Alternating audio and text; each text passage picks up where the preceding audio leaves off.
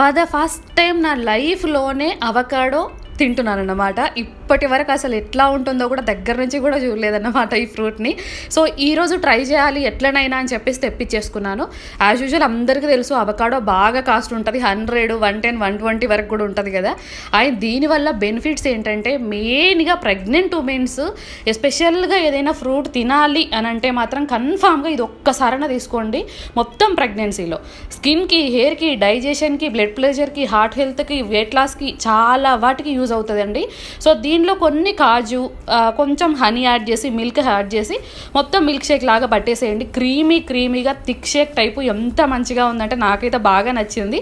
ఈ జ్యూస్ని are milk షేక్ని, thick షేక్ని చాలా రకాలుగా చేసుకోవచ్చు. నేనైతే ఇలా సింపుల్గా చేసేసాను.